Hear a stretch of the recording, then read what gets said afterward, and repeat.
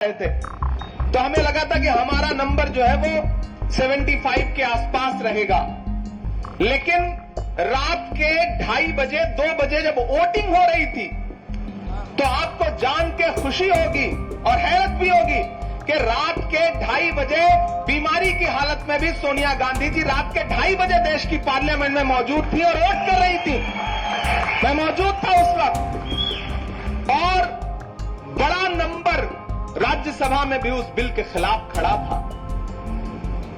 ऐसे में सोचिए कि लोकसभा में 56 के आसपास वोट थे, जो ज्यादा थे, वही जो 56 इंच की छाती की बात वो करते हैं, वही 56 वोट थे जो ज्यादा थे।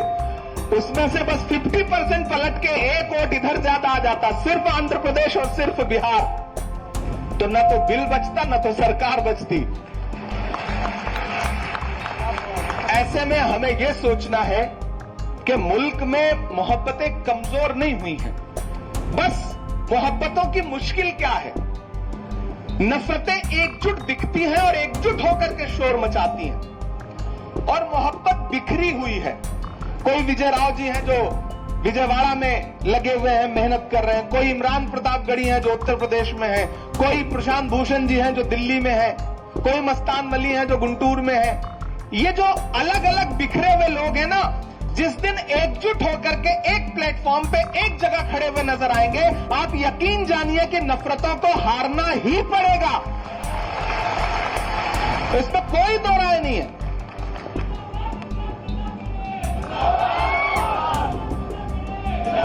और दोस्तों,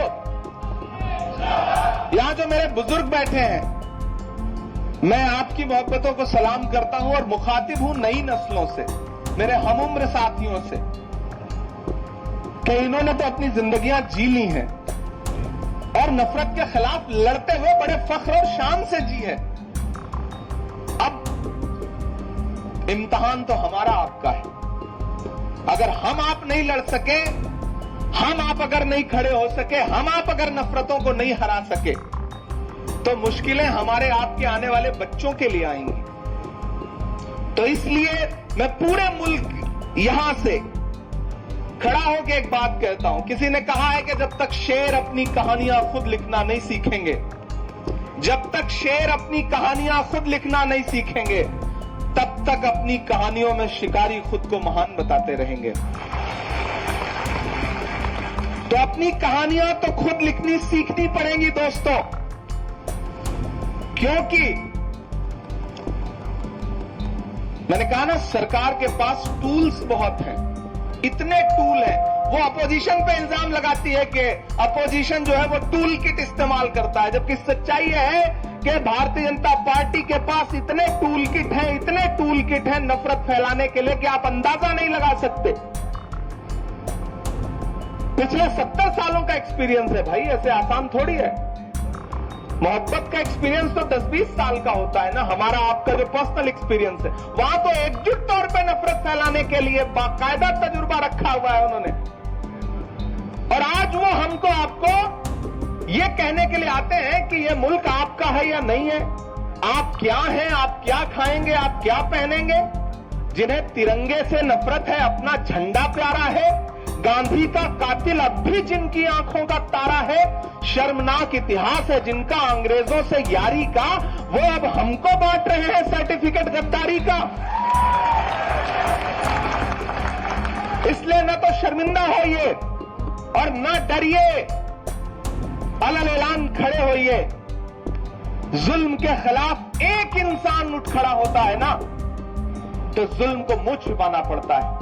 कोई एक महात्मा गांधी उठ खड़ा हुआ ना इस मुल्क में अंग्रेजों के खिलाफ, जब खड़े हुए महात्मा गांधी तो अकेले उठ खड़े हुए, लेकिन फिर पूरा मुल्क चल पड़ा ना, पूरा कारवां चल पड़ा। तो आज तो हम सबको यह सोचना है कि जो हर जालिम से टकराएगी वो आंधी बनाऊंगा। नए अंग्रेज आए हैं, नया गांधी बनाऊंगा। ये लड़ाई बहुत बड़ी है और इस लड़ाई को हर दिन लड़ना है। और मैं अक्सर एक बात हर मंच से पॉलिटिकल, देखिए हर लड़ाई, यहां जो सामने बैठे हैं साथियों, मैं आपसे कहना चाहता हूं, हर लड़ाई का हल पॉलिटिकल तरीके से नहीं निकलता है। हर लड़ाई हुकूमत नहीं लड़ती है, समाज को लड़ना पड़ता है, सोसाइटी को लड़ना पड़ता है, इंडिविजुअल लड़ना पड़ता है। अगर हम आपसे पूछें कि आपने अकेले दम पर नफरतों के खिलाफ क्या कोशिशें की हैं, तो आज जब घर जाइएगा तो इस बात को तन्हाई में बैठ के सोचिएगा कि पिछले 25-30 साल की जिंदगी में हमने अकेले इंडिविजुअल नफरत के खिलाफ जो लड़ाई लड़ी है वो कितनी बड़ी है। हम पूरी दुनिया को नहीं सुधार सकते, हम पूरे समाज को नहीं सुधार सकते, हम अपने आसपास अकेले दम पर क्या कर रहे हैं वो तय करेगा कि समाज सुधरेगा या नहीं सुधरेगा, मुल्क सुधरेगा या नहीं सुधरेगा। एक फिल्म आई थी रंग दे बसंती, उसमें एक बहुत खूबसूरत डायलॉग है कि दुनिया के किसी देश का सिस्टम परफेक्ट नहीं होता, उसे बनाना पड़ता है। तो हमने उस सिस्टम को परफेक्ट बनाने के लिए कितनी मेहनत की है, क्या किया है, ये हमको भी तो बताना पड़ेगा। तो साथियों, मैं बहुत ज्यादा तकरीर नहीं करूंगा, बहुत लंबा भाषण नहीं करूंगा, गर्मी बहुत ज्यादा है, नया पाने की चाहत में पुराना छूट जाता है, तुझे अपनाऊं तो मुझसे जमाना रूठ जाता है, मोहब्बत पढ़ने लिखने में बहुत आसान है लेकिन मोहब्बत को निभाने में पसीना छूट जाता है। मैं तो आपको सलाम करूंगा कि आप इस गर्मी में कैसे बैठे हुए हैं, आपकी जिंदा दिली को सलाम। मैंने कहा ना ये बहुत बड़ी बात है, वरना अपने एसी ऑडिटोरियम में और बड़े बड़े कूलर लगा करके लोग बड़ी बड़ी तकरीरें कर लेते हैं, इसमें कोई दो राय नहीं। लेकिन ऐसे माहौल में इतनी तपती दोपहरी और गर्मी में विजय राव जी के बुलाने पर अगर आप सारे लोग बैठे हैं तो मैं आपकी मोहब्बत को सलाम करता हूं। 2-3 बातें मैं बहुत इंपॉर्टेंट आपसे कहना चाहता हूं जो जरूरी है आपको बताना। डाइस पे जो लोग बैठे हैं, सबसे मेरा सिर्फ एक सवाल है कि मौजूदा हुकूमत की नाकामयाबियां, चाहे आपकी स्टेट गवर्नमेंट हो या सेंट्रल गवर्नमेंट हो, इनकी फैलाई गई नफरत, एंटी अवाम पब्लिक के खिलाफ जो इनके काम है, और अपोजिशन, इन दोनों के बीच में से मीडिया हटा दिया जाए तो क्या सरकार एक दिन भी चल पाएगी? तो आपको यह समझना पड़ेगा कि बचा कौन रहा है सरकार को।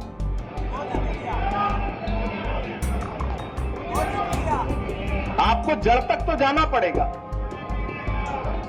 इधर हम पूछते हैं कि भैया रात के 2:30 बजे 26% टैरिफ लगा, कच्चे तेल की कीमत कम हुई, फिर भी एक्साइज ड्यूटी 2 रुपए बढ़ा दी गई।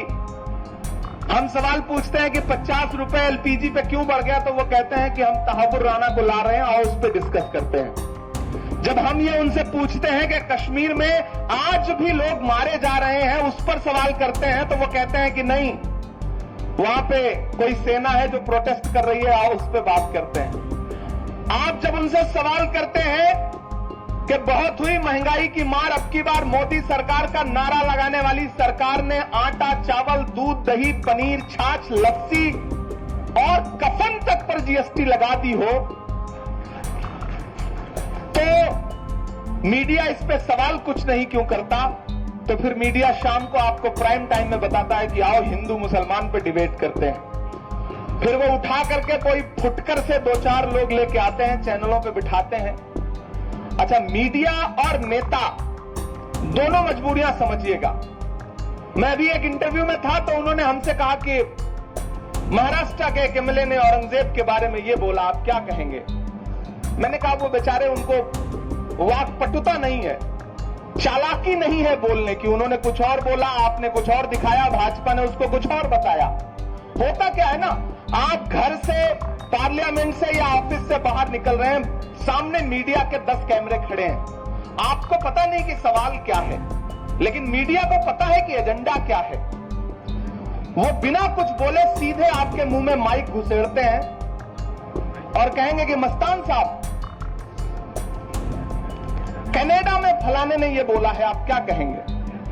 अब मस्तान साहब की मजबूरी है कि मस्तान साहब अगर कुछ ना बोले तो मीडिया कहेगी कि देखो सवाल से भाग रहे हैं, और मस्तान साहब ने कुछ बोला तो उसमें से 10 सेकंड कटेगा और फिर वो मीडिया के एजेंडे का हिस्सा बन जाएगा। और खुदा के लिए एक बात आपसे गुजारिश करता हूं, ये जो चैनलों पर 2000, 3000 लेकर के अपनी कम्युनिटी के लोग जो दाढ़ी टोपी के साथ डिबेट करने जाते हैं ना, खुदा के लिए उनको कंट्रोल करिए, उनको पकड़िए। अगर वो आपके इर्द गिर्द कहीं रहते हैं तो उनके घर जाइए कि भैया हम तुमको ये 2000 रुपए दे रहे हैं, प्लीज टीवी चैनल पे मत जाओ, ये अपने पास रखो। उनको एजेंडे का हिस्सा बनने मत दो। उनको न तो सब्जेक्ट पता है, न उनको पॉलिटिक्स पता है, बस उनको टीवी चैनल से फोन आता है और उनको लगता है कि अगले 1 घंटे में टीवी पर रहूंगा। बस इस खुशी में भाई जा करके खुद को भी जलील करवाते हैं, कम्युनिटी को भी जलील करवाते हैं और समाज का भी नुकसान करते हैं।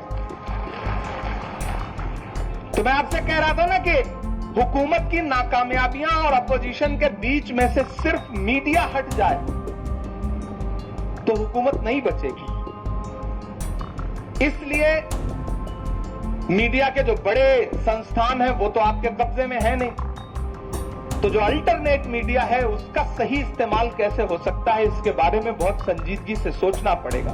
मैं एक डेटा देख रहा था एक दिन, तो मुझे पता चला कि इस देश में 373.2 मिलियन लोग ऐसे हैं जो फेसबुक यूज करते हैं। 373 मिलियन। इस देश में 391 मिलियन लोग ऐसे हैं जो इंस्टाग्राम यूज करते हैं। इस देश में 492 मिलियन लोग ऐसे हैं जो यूट्यूब यूज करते हैं। लेकिन उससे भी बड़ा चौंकाने वाला आंकड़ा यह है कि इस देश में 535 मिलियन लोग ऐसे हैं जो व्हाट्सएप यूज करते हैं। असली कचरा वहां से जा रहा है। असली आइडियोलॉजी का पूरा चैप्टर वहां से जा रहा है।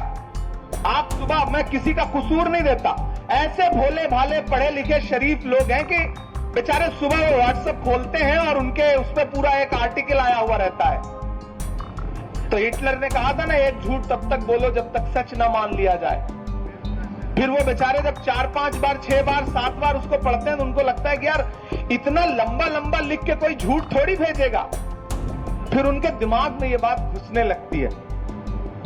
इसलिए सोशल मीडिया का सही इस्तेमाल करना शुरू करिए।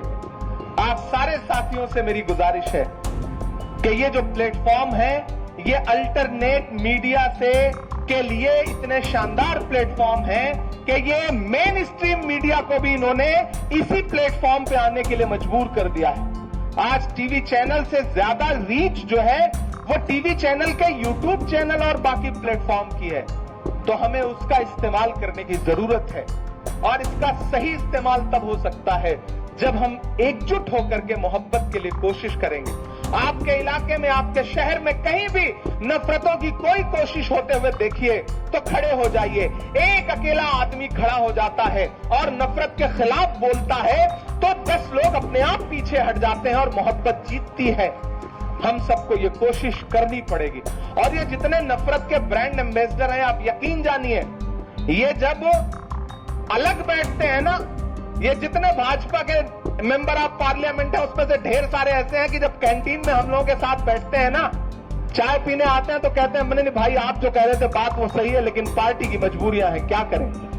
सच बता रहा हूं, मैं उस दिन वक्फ बिल के खिलाफ बोल करके जब कैंटीन में गया तो मुझको 50 से ज्यादा भाजपा के मेंबर ऑफ पार्लियामेंट ऐसे मिले होंगे जिन्होंने हमसे कहा कि इमरान साहब हमें तो पता ही नहीं था कि वक्फ बिल का ये मामला है, हमें तो लगता था कि हुकूमत ने सारी जमीनें मुसलमानों को दे दी हैं। मैंने कहा भैया हुकूमत ने हमें जमीनें नहीं दे दी हैं, हमारी जमीनें हैं जिन पर हुकूमत ने कब्जा किया हुआ है। 123 प्रॉपर्टीज जिसको लेकर के देश के होम मिनिस्टर ने लोकसभा में कहा कि अगर ये दिल्ली की 123 प्रॉपर्टीज का अमेंडमेंट 2013 में ना आया होता तो हम आज ये बिल लेकर के नहीं आते। इनको हुकूमत ने, कांग्रेस की हुकूमत ने मुसलमानों को दे दिया। जब उन्होंने लोकसभा में बोला तो मैंने अगले दिन, मुझे बोलना था, मैंने उस पर थोड़ा रिसर्च किया। जब मैं रिसर्च करके देश की पार्लियामेंट में खड़ा हुआ था तो सामने होम मिनिस्टर साहब बैठे थे, माइनॉरिटी मिनिस्टर बैठे थे, फाइनेंस मिनिस्टर बैठी थी। मैंने कहा कल अभी होम मिनिस्टर साहब ने देश की पार्लियामेंट में खड़े होकर एक झूठ बोला है, मैं उस झूठ को बेनकाब करता हूं। चेयर पर बैठे हुए डिप्टी चेयर साहब ने कहा कि झूठ जो है वो अनपार्लियामेंट्री लैंग्वेज है। मैंने कहा होम मिनिस्टर साहब खड़े होकर बोल सकते हैं, लेकिन हम उस लफ्ज को नहीं बोल सकते, अनपार्लियामेंट्री है। तो ठीक है, हम इसको असत्य बोलते हैं कि असत्य बोला है इन्होंने। सच्चाई से परे एक बात बोली है। फिर जब मैंने उसकी हिस्ट्री दुनिया को बताई, मैंने ये कहा कि ये जो 123 प्रॉपर्टीज है, दरअसल ये वो प्रॉपर्टीज है कि जब दिल्ली में लुटियन, जहां देश की पार्लियामेंट है, जहां देश के प्राइम मिनिस्टर का हाउस है, जहां देश में लुटियन, जहां सारे एमपीज के बंगलोज हैं, बड़े बड़े ऑफिसर्स के, जजेस के बंगलोज हैं, जब ये 1911 में अंग्रेजों ने यह फैसला किया कि कोलकाता के बजाय दिल्ली को अपनी कैपिटल बनाया जाएगा, राजधानी बनाई जाएगी, तो उन्होंने रायसीना हिल के आसपास जो मुसलमानों की जमीनें थी उनको एक्वायर किया। जब एक्वायर किया तो उस समय वहां पर जो इबादत गाहें मौजूद थी, जिसमें मस्जिदें थी, खानकाहें थी, कब्रिस्तान थे, उनको लेकर के मुसलमानों ने कहा कि ठीक है, आप हमारी जमीन एक्वायर कर रहे हैं, हमारे घर एक्वायर कर रहे हैं, लेकिन आप हमारी इबादत गाहें हमसे नहीं ले सकते। लड़ाई हुई, झगड़ा हुआ, प्रोटेस्ट हुआ, लड़ाई ब्रिटिश गवर्नमेंट तक पहुंची, लंदन तक पहुंची। तो ब्रिटिश गवर्नमेंट ने 1913 में मुसलमान वैलिडेशन वक्फ एक्ट बना करके वो 123 प्रॉपर्टीज उस समय वक्फ की थी, जिनके बारे में आज अमित शाह जी कहते हैं कि ये तो कांग्रेस ने दिया है। उसके बाद आप यकीन जाने कि मुझसे ढेर सारे बीजेपी के एमपीज ने कहा कि भाई आपने तो हमारी आंख खोल दी, हमें तो पता ही नहीं था। हमने कहा फिर भी आप वोट तो उन्हीं को देंगे, इसमें कोई दो राय नहीं, आप दीजिए भी, लेकिन आप ये जान लीजिए कि सच्चाई ये है। तो एक इंसान भी अगर कहीं खड़ा होकर सही प्लेटफॉर्म पे सच्चाई बोलता है, कौन सी बात कहां कैसे कही जाती है, ये सलीका हो तो हर बात सुनी जाती है। तो अगर आपने सही प्लेटफॉर्म पे खड़े होकर के सच बोला। प्रभातखबर.com, विश्वास वही, रफ्तार नहीं।